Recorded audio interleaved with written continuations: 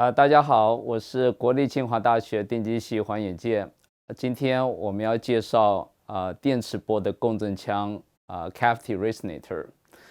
A resonator stores an electromagnetic energy. So in this lecture, we're going to learn about the mode and also characteristic of an electromagnetic resonator with a conducting wall. So in the first part of the lecture, I'm going to give you some big picture and also basic concept. Then we're going to look into some analysis of TM mode inside a rectangular resonator. And then the third part, we're going to look into analysis for TE mode. Finally, we're going to change the configuration to a cylindrical resonator. Before we close the lecture, we'll have some review. So in this part, I'm going to offer you some basic concepts. On this first slide, this is a picture showing some rectangular box containing electromagnetic waves inside. Because we have boundaries enclosing the volume, so the wave is going to oscillate inside back and forth along some directions. So you'll be expecting to set up a standing wave inside, but the standing wave has to match the boundary conditions. For example, if we have a conducting boundary cavity, those boundaries are conducting materials. Previously, we knew that the tangential component of the electric field and normal component of the magnetic field on those boundaries have to go to zero. Therefore, you will be expecting some sign-like solutions from your analysis. On the other hand, if you have normal component of the electric field or tangential component of the magnetic field on this boundary, they tend to maximize. Therefore, you will be expecting this kind of cosine-like solutions in this cavity. And the second point about a resonator is that the energy is fed by an antenna. So in general, you put an antenna into this cavity and feed the electromagnetic radiation into this cavity. And if you want to have some efficiency, then you have to match the radiation pattern of this antenna into the Moore field pattern of this cavity. And the third part of the condition to excite a resonator is that, of course, you want to match the frequencies of your feed line to this cavity resonant frequencies. Because you have standing waves inside this cavity, therefore, you will be expecting that the resonant frequency to be discrete, because the boundary condition require a standing wave excited inside to have certain wavelengths. For example, for this field pattern, you have two half wavelengths along this direction. And for this pattern, the length of this cavity is the 3 times half wavelengths.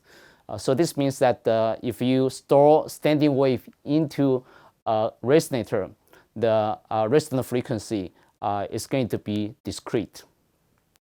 Now, I want to introduce you a very important factor called Q factor for a resonator. Well, if we build a resonator, we want to know how good this resonator can store energy. So this Q factor tells you that the ratio of the time average energy stored inside the resonator to the loss of the power inside the resonator. Mathematically, you can write down this formula.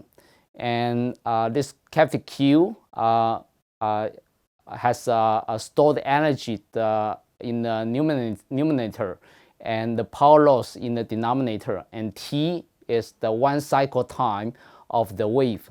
So if we come to see this the parameter WAV, then we can divide these two the average energy inside the cavity into 2 parts. The first part is the electric energy stored inside, and of course you also have magnetic energy stored inside. So this the WAV is a summation of the electric energy and the magnetic energy. And this power loss in the denominator tells you how quick this energy can be dissipated to the resonator. And this is the usually unwanted effect. You want to keep this PL, the power loss in the resonator, as small as possible. And usually, if you deal with the conducting wall resonator, this is going to be a power loss of the electromagnetic wave on the conducting material. Now, I want to introduce you another concept about energy storage device. This is called the resonator filling time. Resonator filling time is the time required to fill up a certain percentage of the energy into a resonator, just like you fill water into a water bucket. And because the storage process and dissipation process are reversible process, so the resonator filling time is equal to the radiation decay time. Radiation decay time is the time constant for the energy stored inside the resonator to go away to certain percentage of the total value. And so mathematically, we can write down the energy stored inside the resonator to be some initial value times some exponential decay term with the characteristic time of tau. This tau is the resonator filling time or resonator decay time, which is the time constant telling you that the total energy is reduced to 1 over E level of the initial value, or 1 over E, in fact, is about 37%. So the tau is the time for the total energy to decay to 37% of the initial value. And from further analysis, we also know that the time bandwidth product of a system is a constant. For example, this multiplication is roughly to be equal to 1 over 2 pi. This means that if we know the resonator filling time or the radiation decay time, we can also figure out the bandwidth of such a resonator. So this bandwidth is roughly equal to the inverse of the filling time or decay time. And now that we have this expression, so we can just take a time derivative of the stored energy with respect to time. So this is the reduction rate or decay rate of the energy inside the resonator. And physically, the decay of this energy is related to the loss of the power inside the cavity. So you can just write down this expression. And if you put this simple relationship into this formula, then immediately you can connect the power loss to the time average power over tau, where again, tau is the radiation decay time or the cavity resonator filling time.